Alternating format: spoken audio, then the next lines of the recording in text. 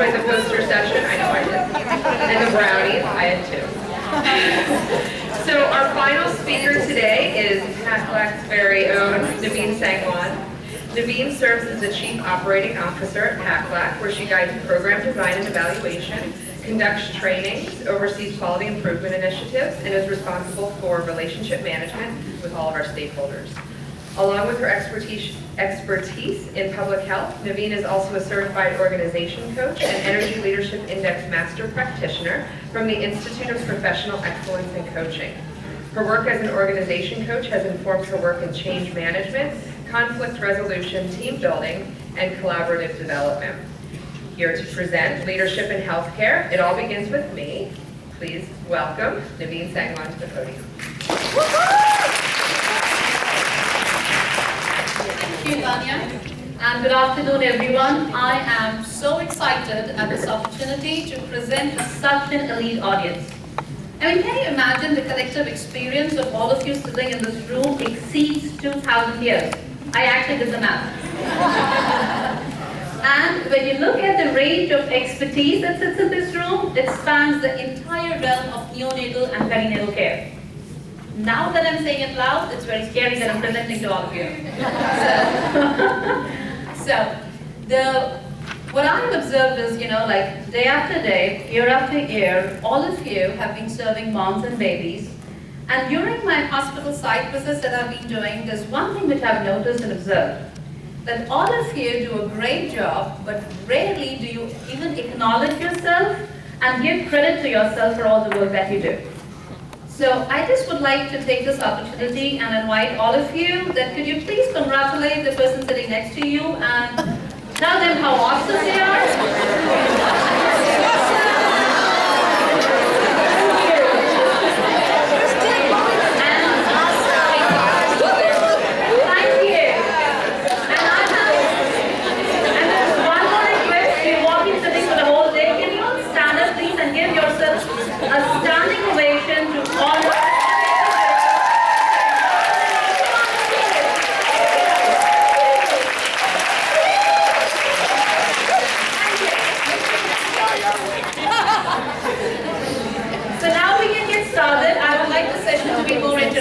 Because there are such brilliance in this room and it should not be wasted, right? So please interact with me. If I go any fast, you can interject, intrude, raise your hand and I will stop.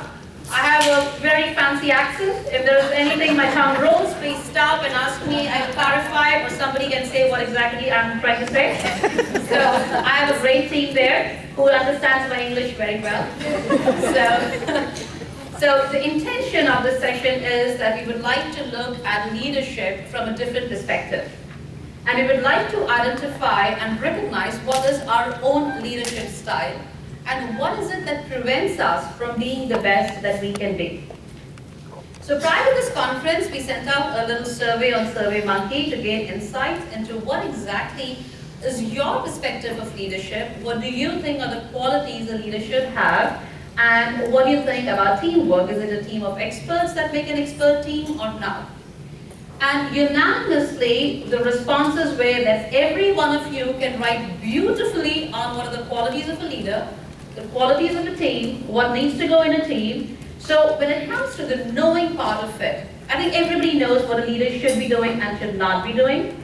And those who did not respond to the survey, I'm sure all of you can also tell me what qualities a leader should have. Am I right on that? Is my assumption correct? Fantastic. And the second finding was, so what we found was there's a gap between the knowledge and the practice. And we're going to address that as we go along in the session. The second key finding was when we look at the definition of leadership. So when we look at leadership, there is an outer manifestation. We are defining leadership more in terms of the organization, more in terms of the hierarchy. And it is quite natural that that is how everybody sees it, because even when you look at the literature on leadership and healthcare, we have limited ourselves to the top two levels, the organization and the managerial. So leadership is all about the titles, the roles. We talk of leadership at the organization level, the strategic leadership, what the managers or the NICU directors or all the wonderful fancy titles that we have need to be doing. But we have somehow left out these two levels, the personal one and the interpersonal one. So the focus today is going to be on personal and interpersonal, and I'll share a story to explain how powerful this can be in meeting all of healthcare challenges. So it was July of 2007, and my son was not 9, I mean, he's 3.5 years old. And at that point in time, I was a stay-at-home mom, and I was playing Spider-Man and Green Goblin with like 10 kids, 2 of my boys. And my son, who was 3, I put him in a floaty and asked my friend to watch him while I was trying to chase the other Spider-Man. For to change, there were more Spider-Man and one monster. And the minute I moved towards, turned my back to my son and went, and I had a gut feeling that something was amiss, and I looked around, and the son was at the bottom of the pool, and he was all blue. And I screamed, and I didn't know what the hell happened, and because it was just hardly a few seconds, and I told my friend, so she was on the cell phone with the son just at the bottom of her feet. And in that moment, I just looked at my son, and I was screaming hysterically, I didn't know. And there was some gentleman somewhere, and he was in a suit, I have no idea who he was. He came to give him the CPR and help out, and then somebody called the 911, somebody took and grabbed my son. Those first responders who came, I don't know what they were doing, but all of a sudden I knew that I was right there in the emergency department. There was a travel nurse who was amazingly awesome, trying to revive my son and talk to them. And there was a doctor, then I was referred to a pediatrician. But in this whole process, what happened was that nobody had any big titles, and they saved my son. The man who was in the suit was not a clinical person. He was just some member of the community. He did not know me. I have no idea from where he came, but he was an angel for us. The woman who took the leadership to call 911, I did not know that woman. Someone who took my son, and I have no idea who did that and how it all happened, how everybody came together. They inspired themselves to act. That was an example of leadership. That was an example of teamwork. Teamwork not just within the emergency, in the ER, it was also in the community. It was also with the first responders. That is how powerful personal leadership is. Because if we want to reduce the medical errors, because the medical errors in the United States is among the top 10 reasons for deaths, that if we want to function like a high reliability organization, then I think we need to get past this view of leadership and go towards how can we lead ourselves, even before we lead others. Because it's much more easy to lead other people than to lead yourself. How many would agree with me that it's much more easy to give a pep talk to somebody who's not feeling good and say, you know what, it's okay, you can do it. Now imagine yourself, something's gone wrong in your life, and you have to get up from the bed and drag yourself into it. How easy is it to give yourself a pep talk? So which part is easy? Leading others or leading yourself? Others. Exactly. So we want to focus on how can we lead ourselves. Because when we lead ourselves, then by our own example, we will inspire others to be their best. So we are redefining leadership as leadership is the ability to inspire self and others to perform at their highest potential. So by this definition, so how many people in this room are leaders now?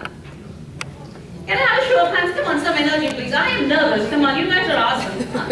Thank you. So what exactly is the role of a leader? Somewhere we have got confused between leaders and managers. We think that a leader's job is to delegate and manage, tell people what to do. That is something which is called the management function. Leadership is how do we inspire our own self to our highest potential, because all of us already know what needs to be done. But there is something holding us back to be as awesome and great as we can be. And somehow we are not even comfortable saying that I'm awesome. We have this mental block against that. How can I accept that I'm awesome? Right? So leadership is not to put greatness into people, but to elicit it. For greatness is there already. If you were a nurse and you're going baby friendly, please, skin to skin is an easy thing to do. I am a non-clinical person, even I figure it out. So definitely there's something else going on there that we're not able to do it. To say that somebody does not understand the process, I'm not going to buy that. So there's something else that holds us back from accepting those kind of changes. So how do we, now that we've accepted that we are all leaders, how can we be the best that we can be? So what this will, if you want to be the best that you can be, we need to make a shift and instead of just putting and adopt like holographic thinking. Now, what exactly does holographic means? What it means is that not only do we use our reasoning, a logical mind, but we also are attuned to our emotions. Because typically, most of us are quite dismissive of our emotions and we be in touch with our intuition. When we are in harmony with all these three things, that's when we make much more informed decisions and we have harmony and peace in our life. Now, why is that so? The logical brain, which is called, I had to really study the brain anatomy, okay? So, the neocortex, now that is the part which is the IQ part, which tells us what to do and how to do it. That is the technical part.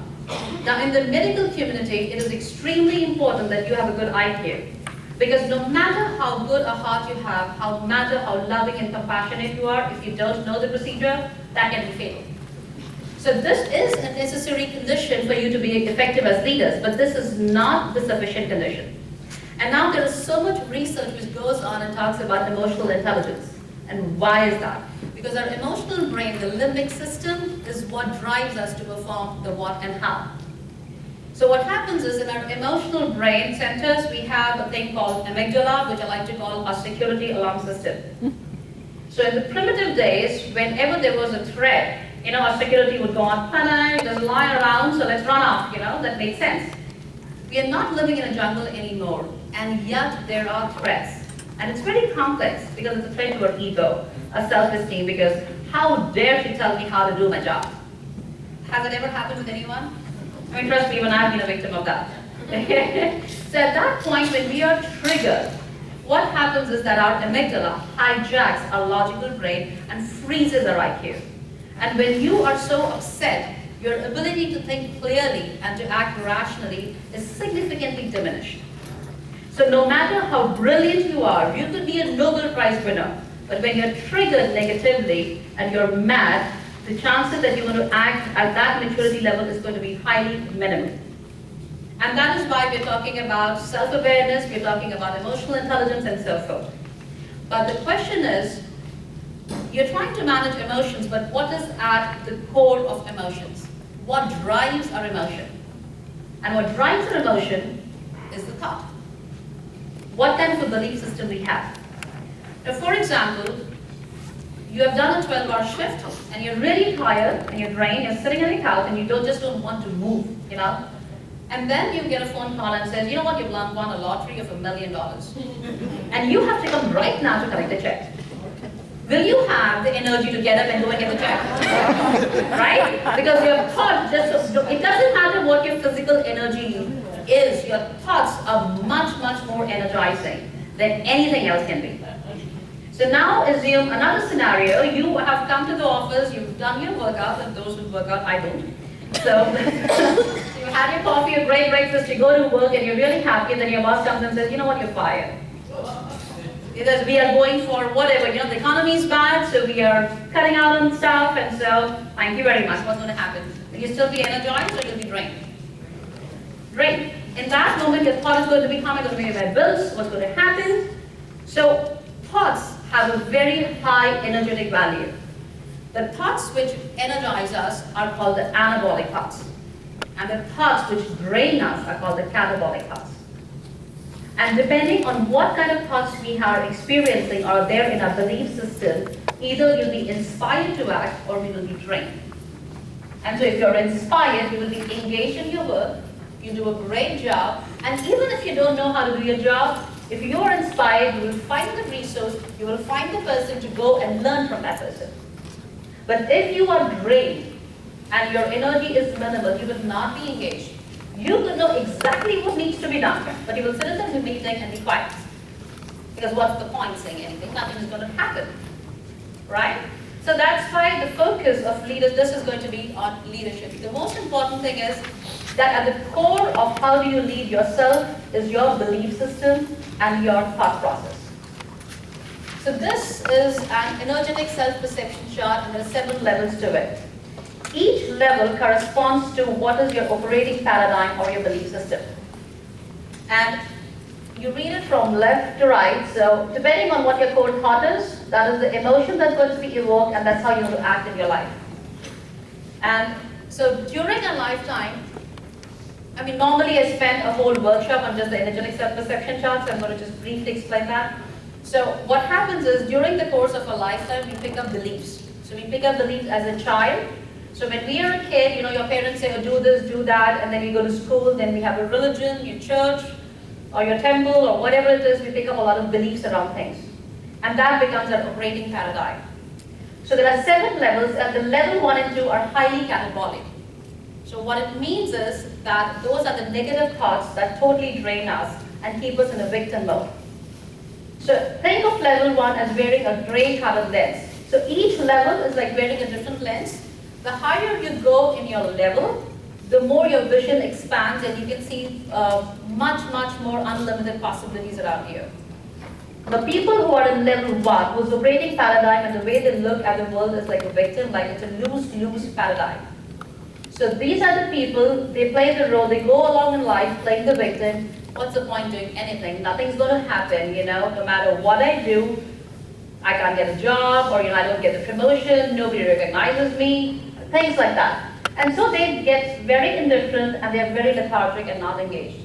So what are the implications in terms of leadership? These are the kind of people who always work in a crisis mode and they're very problem focused. Now you could give them a bouquet of beautiful dozen roses, and if there is one thorn in it, with a magnifying glass they're going to look at just the thorn and not the roses. And it's not their fault, they really cannot see it because, you know, they zero in on the thorn and they can't see the roses. So why does that happen? So in our coaching world, where we do the core energy coaching, we say that like energy attracts like energy. But in terms of the brain science, in our brain we have something called the reticular activating system, which is a filter. Now we are exposed in a given moment to so much information that it is impossible for our brain to, you know, process all the information. So it has to be filtered. So what it does is, the thought tells the RAS, okay, this is the information I want. So if my thought is, this world is a pathetic place, so the RAS is like my Google search engine. And so it's going to say, okay, let me find data which actually shows and proves that the world is a pathetic place and there are only problems. So it will scan the environment and find all the problems which will validate your belief that, you know what, life is a problem, there is no purpose in life, nothing can be done, no matter what I do, say I can't lose weight. Because that's a pet one, I always struggle with that. So, so what happens is, so until and unless we don't change our thought, whatever we believe in will become a self-fulfilling prophecy. The RAS is not going to change what it's going to scan in the environment. By changing our thoughts and a belief system, we can only make that change. So that's how powerful our thoughts are. And imagine a time, supposedly you want to buy a red colored car. You would not notice a red car normally, right? But when you want to buy it, all of a sudden on the road, you'll find all those cars. Like for me personally, till I got pregnant, I don't think I ever met a pregnant woman. I never noticed pregnant women. I mean, I was so much in love and into dating, and, you know, I was more on the wild side, so I never thought I would have a baby, and all of a sudden, you know, I get pregnant, and all of a sudden I feel the whole world is pregnant. So that is because of the RAS. So if that is what happens when you're at the level 2. So has anyone worked with somebody who is problem focused, crisis oriented, no matter what great opportunity you present to them, the first thing they'll say is, I don't think this can be done. You know, how are you going to do this? We don't have this, we don't have that. No matter what you show them, they will always find a problem. No matter how brilliant work you do, you could write the most amazing report. And the first thing they're going to say is, you know what, you didn't put the comma there. Right? Has it ever happened with anyone? Okay. So that is the level boss. Now when you go to the level 2, which is the conflict, now these people look at the world as a dog-eat-dog world. You know, you have to compete. So this is the scarcity mentality, as it is just one slice of cake and everybody needs to fight for the slice of cake. And so it's like an eye for an eye. So somebody says something to you, oh my God, how can they talk to me like that? I have to give it back, right? And so the emotion is, the core emotion when we say anger, this is just to simplify it, but essentially there's a lot of stress, there's a lot of frustration that goes on to it, and we're always in the defiance mode. The implications in terms of leader is, actually majority, 80% I think of the leaders, and this is research based, is they are in the range between 2 to 3. So we lead by authority. So these are the leaders who lead by authority and not lead by influence. And so it's about, like, if you're working for these people, they can be extremely successful when they're leading other people because they have authority, they're in a power position, especially in this economy when you're scared to lose your job, you have to suck it up and work for them. But the employees will be highly dissatisfied. If you want to work together as a team, what kind of team is going to be created? Because there would be lack of trust among the team members. They're not going to work together. The communication is not going to be effective because everyone is trying to take credit. Everyone is trying to prove something to the other person. And everybody thinks that there is only one prize to win. And so if we are working from the level 2, the chances of having an effective team, the chances of having a positive, harmonious organization culture is quite minimal.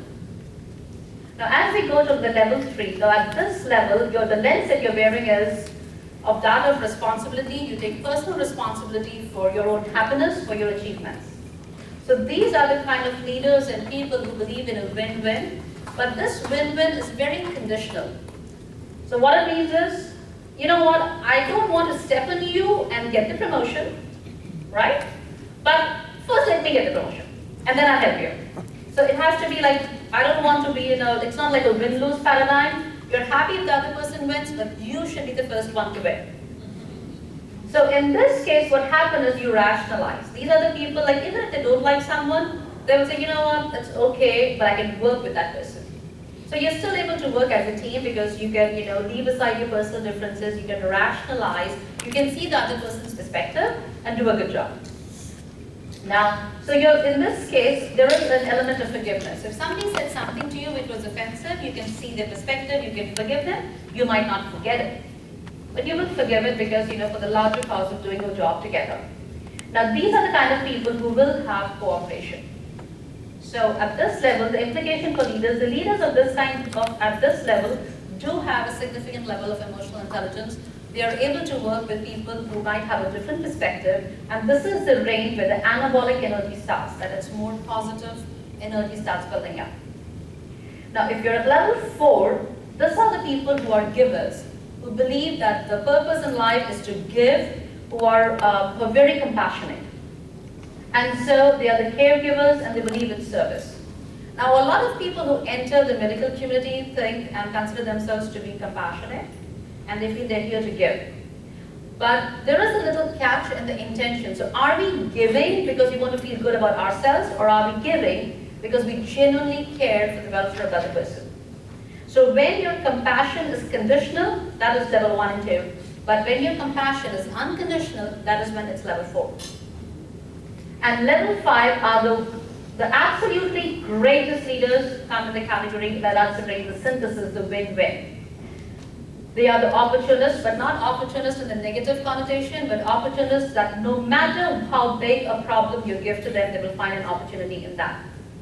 So they are the ones who will be at peace, and they are very accepting of no matter what life situations are given to them. Very few get into the 6 and 7 category, but so I won't elaborate too much on that. But 6 are the ones, like, there's no difference between me and you. We are all connected. This is like, like in my eye is the eye of the entire universe. I am not separate from you. We can harmonize, we can synthesize. And then you have the 7 where there are absolute no judgment. Those are the extremely enlightened people. So depending on what lens you wear, the same event will be experienced in a totally different manner. So let's take an example. So we have a situation that your hospital has decided to go baby friendly.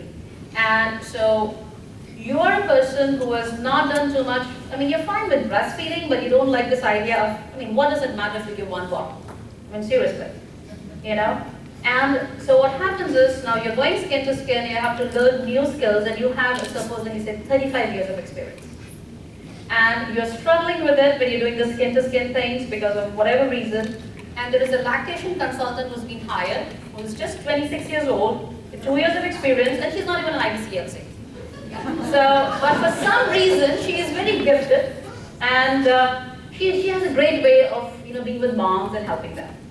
So this lactation consultant comes, and there's an issue with the patient, and the baby is not latching, and this experienced nurse with more than 3 decades of experience is trying to help the mom, and it's not happening. And then this kid comes and says, and she goes and tries to tell her, maybe, you could do it this way. Now, if you are a level 1 nurse, what's going to happen? Oh my God, I can't do one thing right. Now, even this young girl is going to come and insult me, right? I can do nothing right. And you will get into the guilt, the worry, the feeling of misery, because your own self-esteem is so low. Now, if you are a level 2 nurse, what's going to happen?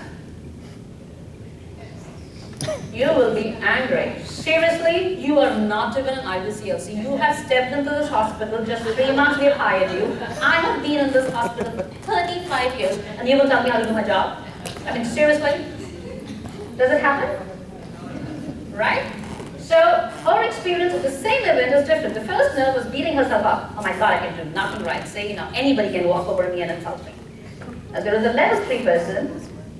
What is that person going to respond like?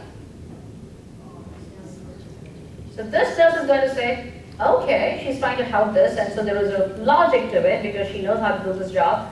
She might not like the idea of somebody so young trying to tell her how to do something, but she can see the logic to it. She can rationalize it and work and cooperate with this lactation consultant and try to help them all. If you're a level 4 nurse, you'll say, fantastic, because at the end of the day, she just wants to help them all. So she's going to say, go ahead. You do it and, help them out. Now, if you're a level 5 nurse, what are you going to do? Fantastic! Now, I don't have to go crazy about learning all this stuff. I have a resource right here. Right? Why can't we work together? And I don't have to really say, anytime I'm stuck, all I have to do is call her. We will make a fantastic team. That is a level 5. So, what does this example show? The event is the same. And yet we had 5 different responses. So it is not an event in itself which is either good or bad. It is what lens you are wearing when you're looking at that event which makes it either good or bad for you. So anytime when you're responding to a situation, ask yourself, what lens am I wearing? Because the bottom 2 lenses are highly limited. And actually, this is what I've done is a very simplified version of it, because all these levels interact with each other, and every person has their own unique energetic profile. Because on a given day, your thoughts are going to fluctuate from different realms. So we have an assessment tool which actually measures what are your default tendencies. That means that when you are in stress, which level do you go to? Do you go into the victim mode, or do you go into the conflict mode, or you go to the rationalizing mode? Where do you go in? And then in a normal typical day where there are no stresses, what is your level at which you operate? So we try to assess and see what is your average resonating level.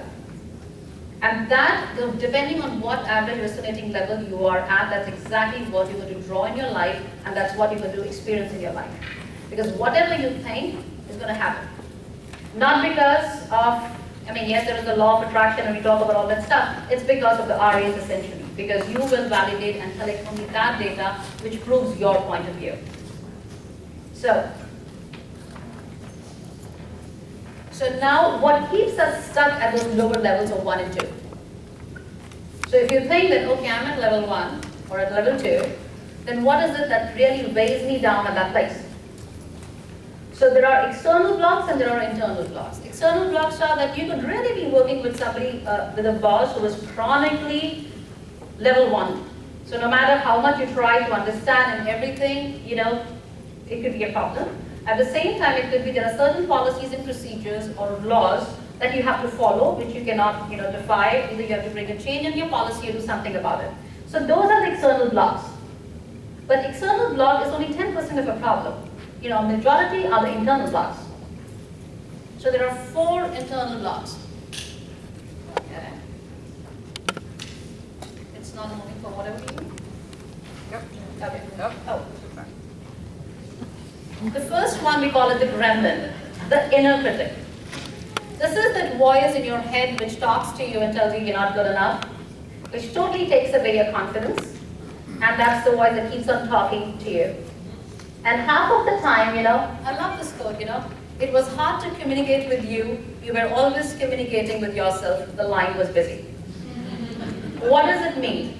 So supposedly you have a low self-esteem and you're not very sure of your skill set, or whatever that thing is. So you already are feeling, you're judging yourself, right? And somebody comes and tells you, maybe you can do it like this. So what's going to happen? You can, because you are judging yourself, you're going to assume that the other person is judging you, whereas it's your own gremlin talking. And at times when we are having that inner voice talk to us, we are distorting the communication that's taking place. So it's very important to be aware of what does your inner voice or your inner critic tell you. So for example, I also have a gremlin. So there was one part of me, there was one voice within me which was extremely excited to come here and make this presentation today. And then there was a gremlin talking too. I mean, seriously, you're going to talk about energy and all that stuff to a highly clinical audience? You want to talk about the anatomy of the brain, the limbic system, to a group which is highly clinical? And that was really shaking me up. So what do you do when that happens? You acknowledge that and say, that's fine, But the more you focus on that voice, the more that voice will grow and take away your confidence and keep you stuck. It can totally paralyze you from taking action. So whatever you focus on in your life is going to expand. So there is a voice which tells you, let's go and do it. And there could be a voice that pulls you back. It's totally your choice where do you want to pay attention to and what do you want to focus on. Now the second one is, so can anyone think of any gremlin with regard to leadership? Or would anyone want to talk about it? Does anyone have a gremlin or an inner critic? Yes. Yes? Yes. Great. So the second thing that stops us from being the best that we can is assumptions. That any expectation that we have, but just because something that worked out in the past, it's not going to happen again in the future. And so what we do is we quit. So if Edison had thought that, it didn't work the first time, it didn't work the second time, I mean, what's 1,000 times? It was 1,000 times that we have the electric bulb now, so we wouldn't be having the electric bulb, we had quit. The problem is that what we do is, just because something didn't work the first time, we use, without learning from that and changing a strategy, we try to do the same thing over and over again. And then we say, what, no matter what I talk to my boss, it's not going to happen. What we don't realize is we're talking in exactly the same way the way we spoke the last time. So if it didn't work the first time, what did not work? So maybe we need to change our communication style to see how can we speak to them in a language which they can comprehend. The onus of responsibility for effective communication lies on us. But what do we say? Oh, she can never understand. I have spoken to her, there's no way she's going to get what I'm trying to say. Or you will say, if you have a staff, oh, there is no way they will have a buy. And the most fantastic one I've heard is, nurses are very territorial. This is not going to happen there. You try to bring the welcome baby hospital liaison and the staff, that's not happening. They are not going to accept it. So we make those assumptions and we make things so difficult for us. So the lesson is assume nothing. And when we speak to somebody and it's triggering you inside of you, go clarify. It's possible that we are making the story in a mind which the other person didn't even think about. But the story that we are saying to ourselves because of our belief system of our gremlin. Like if somebody gave you a bouquet of roses and we are at level 1, you'll say, oh my God, she gave me a thorn. It poked me, I'm bleeding. Right? So if you are a person who's at a level 5, you will see opportunities in every situation. Even if somebody gave you thorns, you will say, wow, isn't that fascinating what we can create with these thorns? Won't that be a unique masterpiece? I mean, you can do wonders with anything that's given to you. Now, the next one is the interpretations. Now, this is like when we get attached to being right. We all interpret, like in that example that we gave, the same situation depending on our operating paradigm or our belief system. So I may look at something from my vantage point in a certain way, whereas somebody else will look at the same thing from a totally different perspective. And if I think that my perspective is only right, do you think we'll be able to work together as a team? Yes or no? No, right? So the thing is that whenever we interpret any event, keep that possibility that might be another way of looking at the situation. When somebody comes and talks to you and tries to share something with you, instead of looking at it as an attack to yourself, how would say maybe this person is at a different vantage point. It's something like one of the reasons which I find when I'm doing conflict resolution is, like there are two people, one is wearing a red lens, another is wearing a blue lens. And they keep fighting about who's right. The truth is, both of them are right. Till the time either they exchange their lenses, they will not be able to see it. But how often it goes, oh my God, she's always saying like that and blah, blah, blah, and then we have conflicts and so forth. So if you are a clinical person, or if you're a nurse, maybe the way you are looking at a situation is different. And if you're a physician, maybe your vantage point is different. There could be a lactation consultant, her vantage point could be different. I am from a coaching or a management background, my perspective could be totally different. But instead of looking at how can we enrich that situation, that perspective, we get into the being right mode.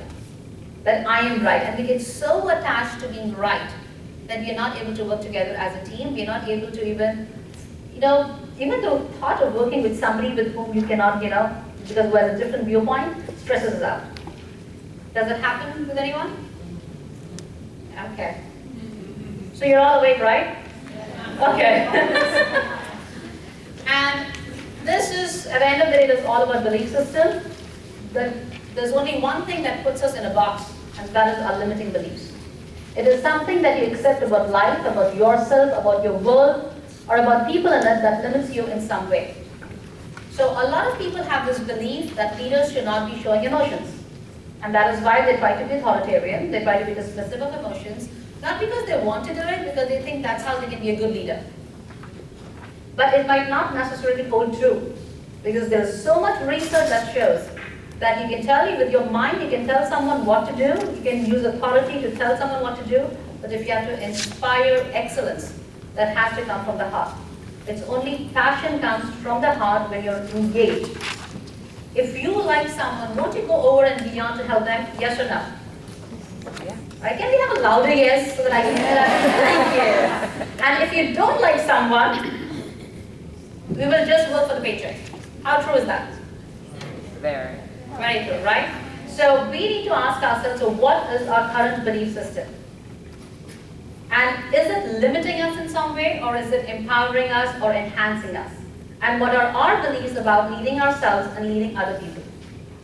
Because even like, for example, when I was looking at the definition of leadership, the whole belief around leadership as about leading others, or leaders being associated with a certain title or certain position, that itself is limiting. Because any time you interact with any human being, that is your moment of leadership. Any moment of influence, be it to your own self or somebody else, is a moment of leadership. So we are leaders every moment, every time, in every interaction that we do. So if we wish to reduce the medical errors, if we want to reduce the infant mortality rate, we have the highest infant mortality rate amongst the developed nations, in spite of all the spending. And I think I missed that session where about, there's an increase in maternal deaths too.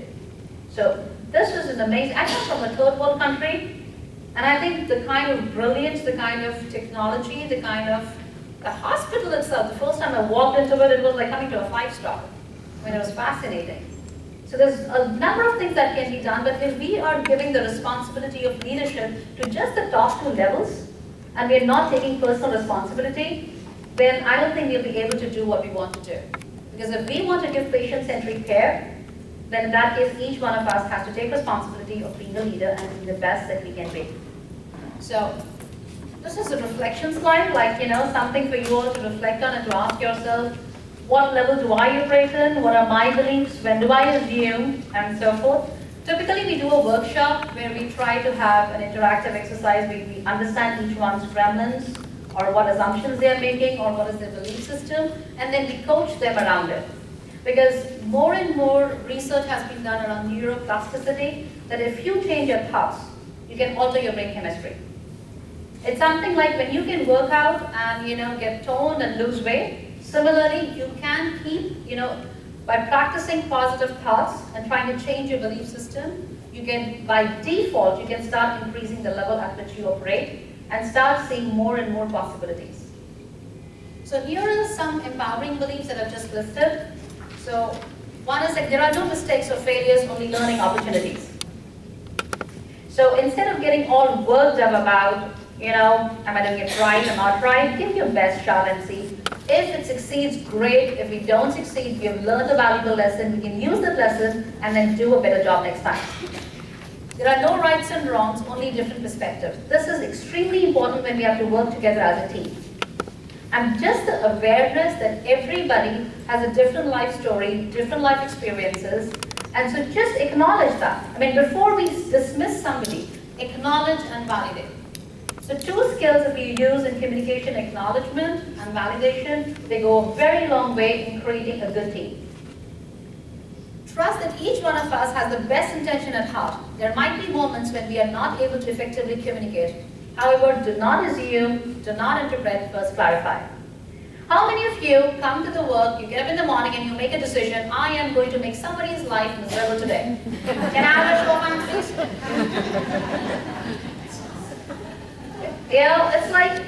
It's very, very rare. Normally when you get up, you want to go, have fun, do a good job, and come back home happy to your family. Is that true or not? Right? So anybody who is in a bad mood or when there's a clash, both the people are actually suffering the same agony. When two people are in conflict, both are going through the same stress and the same problems, and then they go home, both of them feeling bad. So if we just have that awareness, like everybody wants to come and do a good job and have fun in life, because the ultimate goal of every human being is not just a title. Our ultimate goal is happiness. Peace. Am I right in that? How many of you want to be happy in life? Exactly, right? So we all want to go, do a good job, be happy, and have fun serving moms and babies and come home. So why do we just assume that just because when somebody else is coming to work, trying to make their life miserable? Right? So if you just suspend that belief, so somebody says something that you absolutely don't like, just suspend it and ask yourself that question. You know what, maybe I'm missing something, maybe I'm not seeing something. And give that moment. And in that moment, if you just stay calm and acknowledge the person, what's going to happen with the other person? Will you win over that person, or the other person is going to still stay mad at you? You'll win over the person, right? Listen with compassion and kindness. Like when we are listening, if our ego comes in, do you think we'll still be listening? Nothing distorts any message more than ego. How many of us get our ego triggered in one form or the other? And it does happen to me at times. But the question is, even if you become aware of it, we'll be able to manage it and handle it much more effectively. Communicate what does not resonate with you without judgment and blame. Supposedly that something happens that you don't like what's happening, instead of trying to blame the other person, because once you're talking into a person in a manner that comes across as blame, the chances are it will lead to more and more conflict. But if you leave the blame aside and you communicate in terms of, this is what I felt, I understood. In that case, you're taking the responsibility of the way you are understanding things without saying to the person, oh, you spoke to me this way. Right? Now all these beliefs sound pretty easy, but in practice, it's actually tough. It's something like you want to go to the gym day in and day out, it calls for willpower. Even these are very simple things, but when we have to practice them, it calls for a lot of commitment to your own self, to your own personal growth. Seek to understand first before expecting to be understood. Because when we try to make an effort to understand the other person, we have already won over the person. And then the chances of that person listening to you is going to increase significantly. Let's not get into the me game. Like first you have to listen to me. Right? So first you have to listen to the other person, acknowledge, validate. Just because you're acknowledging and validating somebody's thought does not mean that you're accepting it. All you're saying is that given your vantage point, it is totally understandable that you are looking at the scenario in this way. However, given my vantage point, this is how I am looking at it. Acknowledging, validating, trying to understand the other person does not mean agreement. It just means that you're willing to go to the other side of the person's side and see how it looks to them. And this is my all-time favorite. Anytime I mess up, this is something, a reminder, like every moment describes who you are and provides an opportunity to become who you wish to be. Love yourself and those around you unconditionally. Let go of all that holds you back. Somehow we don't use the word love a lot. We've romanticized it to the hilt. But whether it is love, whether it is honor, whether it's self-respect, it all begins with you. Because if you don't respect yourself, then how do we expect somebody else to respect you? I mean, if we are not honoring ourselves, then to go to work and say, oh my God, she doesn't show any respect towards me. Because first we have to honor ourselves and always let go. If something didn't work out well, we gave our best, let it go, and put your best foot forward the next time. So, what other beliefs can you create to enhance yourself, your co-workers, your team, your project, and your work environment? That's something you all can reflect on and think. But the key thing is, thoughts become things, choose the good ones. At any given point in time, in the same situation there is an opportunity, and in the same situation there is a problem. The choice invariably is up to you. What do you want to see? And whatever you want to see, exactly that will show up in your life. And this is not, it is not just about energy attracting energy, it's how your brain works. So take responsibility of your thoughts and be very cognizant. If you say nothing can be done, you will find every evidence in the world to prove to you that nothing can be done. If you say something can be done, you will actually find evidence of how that particular thing can be done. Because every day in news or whatever when you see, oh, so for some person, so many people were killed, etc., etc. But in that given day, when somebody did something wrong, there are so many instances where people have gone all out and sacrificed, and they have gone out and helped people, served people. How many stories of compassion do we hear? Out in the world, there are stories of compassion, there are stories of kindness, there are stories of greatness. It's up to us what we choose and what we choose to become. Thank you. Any questions?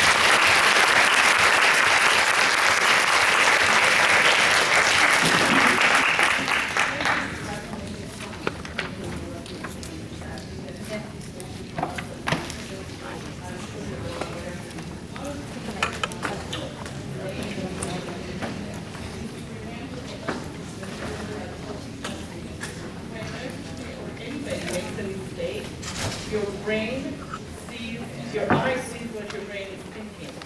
And that's one thing we need to be very cognizant of to reduce medical errors, especially with breaks with IV. One of the things I've told in all my years to nurses, and we need to teach our new nurses, go back after a minute. Whatever you're setting in time, go back after a minute, look at it again.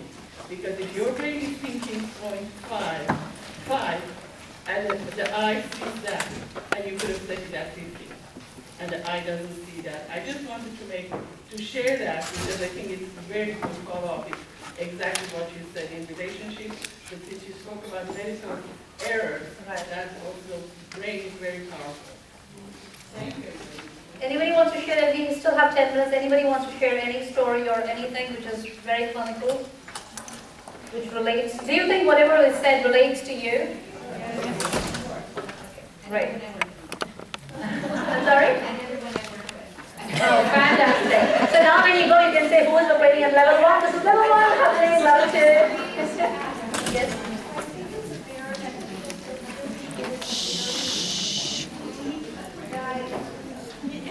I think it almost is a deep dive that is so important.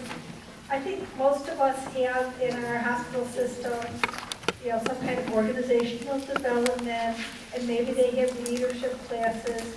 But I think this isn't about leadership classes. This is a personal deep dive into what will make you a better leader, and ultimately then, what will make the team stronger is being able to all work together through examples from leadership. And I think it's really a very deep concept that we haven't really looked at in nursing. And I think part of the reason we haven't really looked at it in nursing is because we're using, and excuse me to any of the men in the room, but we are forever using a male model. Right. And we are using a medical model. And both of those things have thwarted, I think, leadership growth in nursing. Because the thing is, the more and more literature I see, when I talk to everyone, everybody knows what leaders need to do. So to tell somebody what leadership qualities are, everybody knows that communication has to be effective. Everybody knows in a team there has to be clarity of roles and responsibilities. We all know there is no dearth of knowledge. And yet there's this huge gap between knowing and doing. And it's so easy to say that, I'm not able to do it because, like, if only I had a good boss, and in personal life, if my husband was such and such, I would have a happy married life, Or if my boss was good, I would be happy. If my colleagues were great, I can do a good job and I'm a good team player. It's just that they don't work with me well. Right? So till the time we don't take personal responsibility, we will not experience what we really want to experience. We all want to be happy and want to do a good job. And that's why I was myself nervous, because I'm bringing a whole new different perspective to all of you. And I'm glad you all could resonate with it. So thank you so much.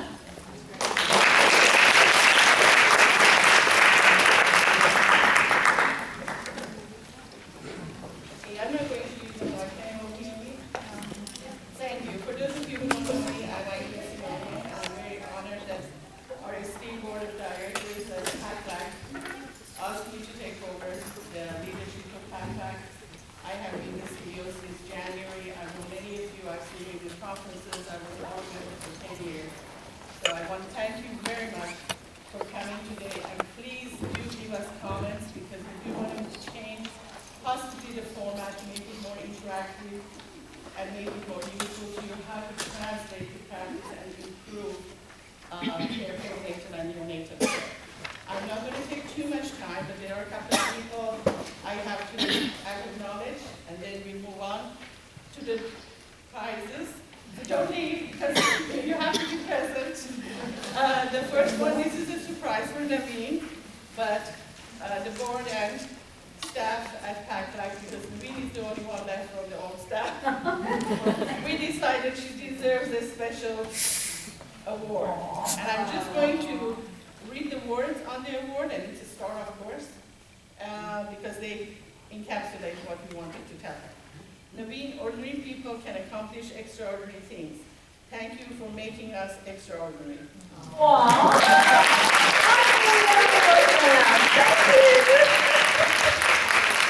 Also a quote here, especially for you. It is for everybody. It's from Gandhi, who said, "Be the change you want to see in the world," which fits into we have to be the ones who are making the change, not somebody else. Oh,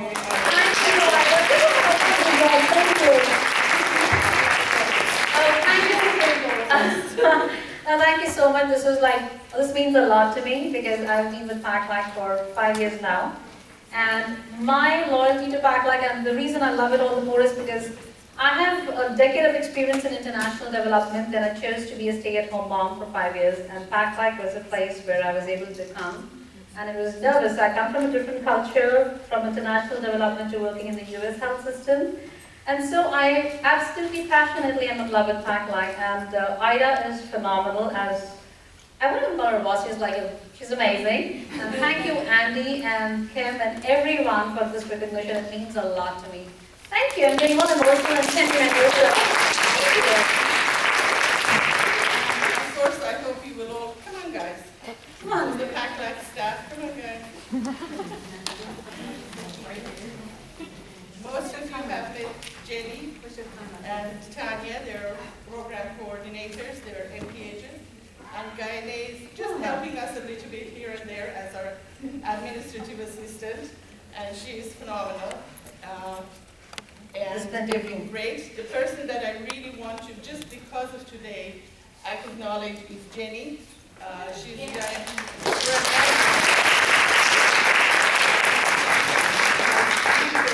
started the preparation for this conference in January, which is very late, as most of the people who organize conferences know, to try and put speakers together, organize everything. She even worked Memorial Day, she even had me there.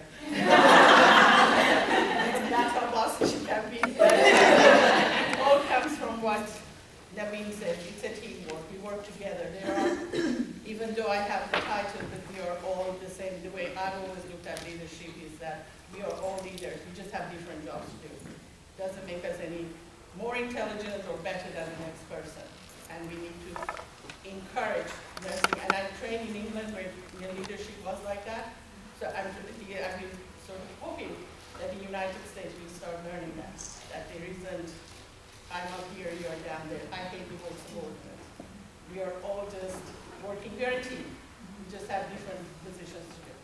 And the other person I would like to acknowledge who has been a tremendous support, please stand up, Andy.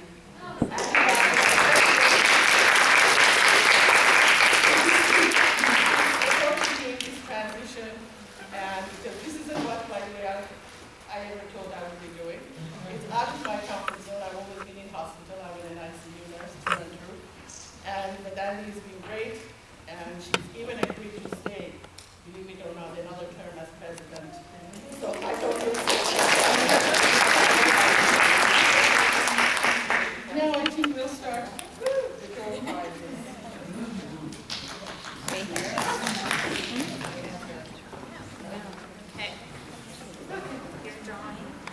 I hope I pronounced the names correctly.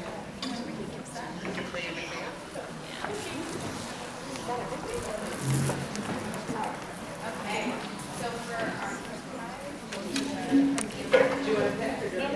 My arm's already in back. It's a team. Oh, you're here. I'm reading. Bella Soul.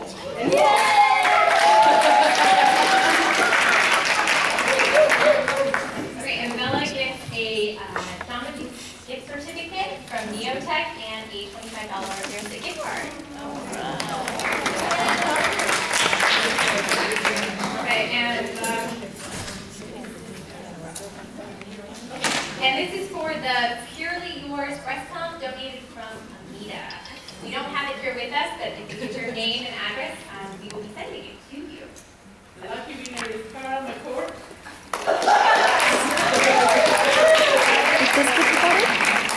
With my getting the star with this? All right, the next gift is donated from the March of Dimes, and they are 3 nursing modules plus a $15 gift card to Starbucks. I think we're going to throw somebody else. This happens to be Linda Goodman. No, I don't. Okay, all right. You're lucky today. Wow, Ventura is doing well. It's Jenny.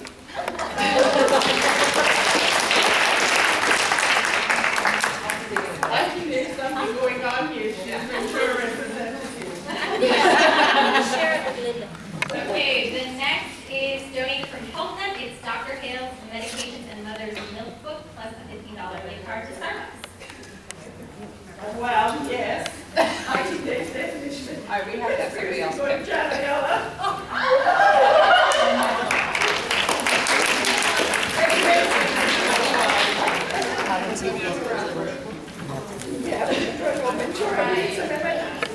Okay, and now we're getting into big gift cards here. A $50 gift card to Target. Becky and Jean.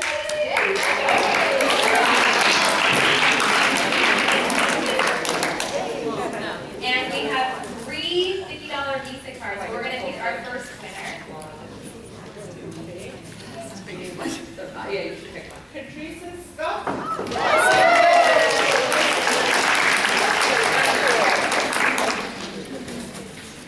Okay, the next $50 Visa gift card. Glenda, I'm sorry, I'm not very good with handwriting. Berman? Yes,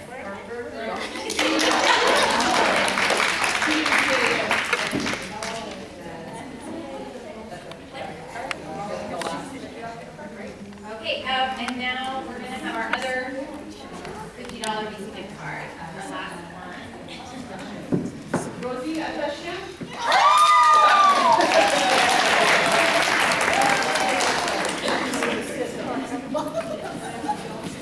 Right, and our next prize is free registration for the 2004